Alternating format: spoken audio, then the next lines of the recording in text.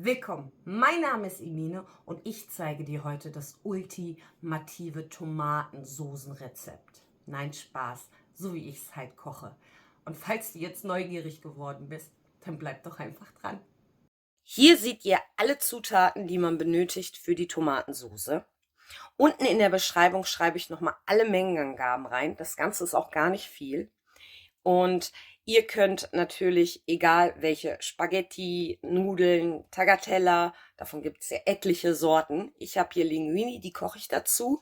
Ich persönlich finde, das schmeckt am besten. Und dann würde ich sagen, dann lege ich mal los. Im ersten Schritt werden die Tomaten geschnitten. Hier ein kleiner Tipp von mir. Also ihr könnt natürlich auch aus der Dose die Tomaten benutzen. Das würde auch gehen für die Soße. Oder ihr kocht das Ganze und siebt dann diese Kerne mit aus. Das mache ich auch. Wenn ich die Zeit habe, bereite ich meistens meine Tomatensoße so vor, dass ich die Tomaten zuerst koche. Ich dachte, ich zeige euch die schnellere Variante. Und zwar geht es darum, die meisten, die pürieren ja, also mixen die Tomaten komplett. Und wenn man diese Kerne mit in den Mixer schmeißt, dann schmeckt die Tomatensoße bitter. Das wissen viele Leute nicht. Ich wusste das auch ganz lange Zeit nicht, bis ich dann ein tolles Video auf YouTube gesehen habe, wo es um Pizza ging. Tomatensoße schmeckt wirklich anders, also nicht mehr bitter. Wie gesagt, das Ganze wird dann einfach entfernt.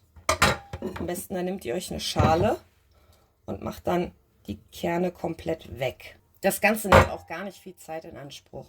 Deswegen benutze ich also ich benutze gar nicht Tomaten aus der Dose, weil da ist ja meistens immer alles mit drinne und es macht wirklich geschmacklich ein komplett anderes Ergebnis, wenn man das mal macht. Wird das Ganze einmal im Handmixer, wie ich es jetzt gerade mache. Das hat den Vorteil, dass die Soße schneller fertig ist. Man könnte das Ganze natürlich auch kochen jetzt. Das wird dann ein bisschen länger dauern. Wie gesagt, das hier ist wirklich, das vereinfacht die Arbeit.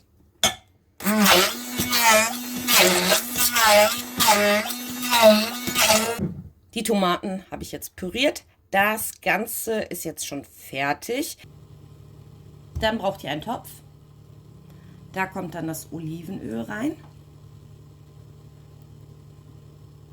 Da eine gute Portion Olivenöl, wirklich, das ist ganz, ganz wichtig.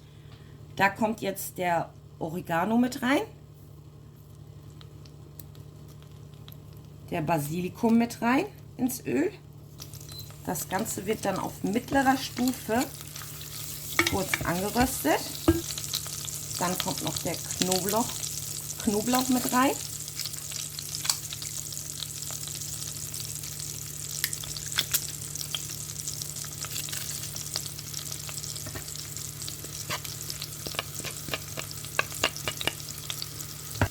Dann kommt der Tomatenmark mit hinzu.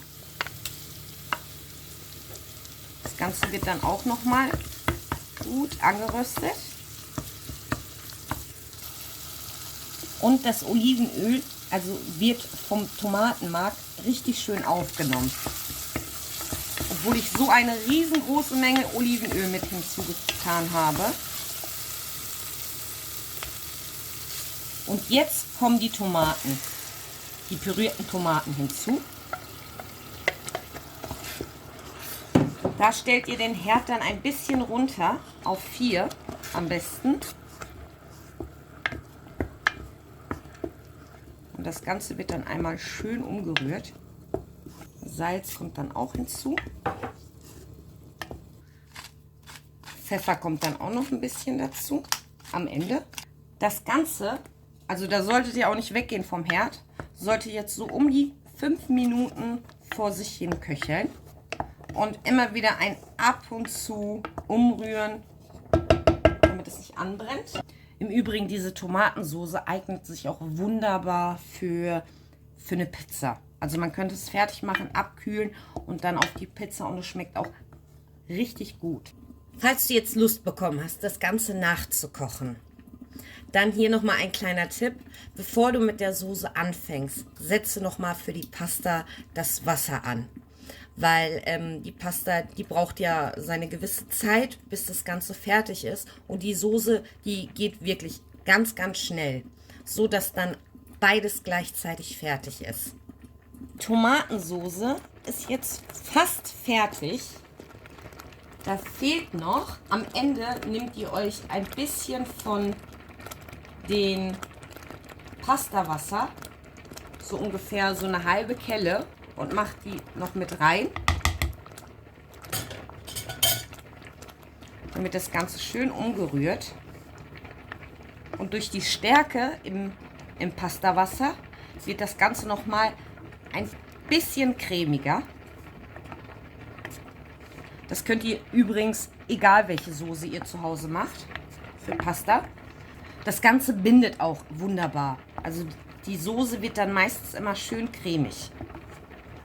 So, und das ist jetzt schon fertig. Jetzt muss nur noch die Linguine fertig werden und dann zeige ich euch das Ergebnis.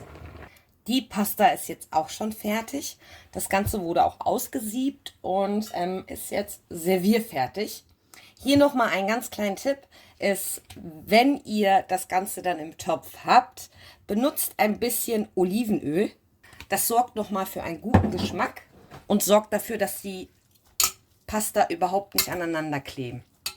Also ich mache das jedes Mal, egal welche Pasta. Und Olivenöl ist ja auch gesund, daher macht man ja auch nichts Verkehrtes.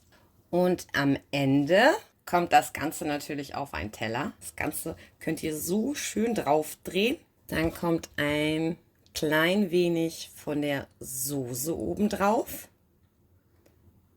Und was überhaupt nicht fehlen darf, ist Parmesankäse. Der sorgt nochmal, dass das Ganze nochmal richtig gut schmeckt. Vielen Dank fürs Zuschauen. Ich genieße das Ganze jetzt erstmal. Und falls dir das Video bis hierhin gefallen hat, würde ich mich natürlich sehr über einen Daumen nach oben freuen.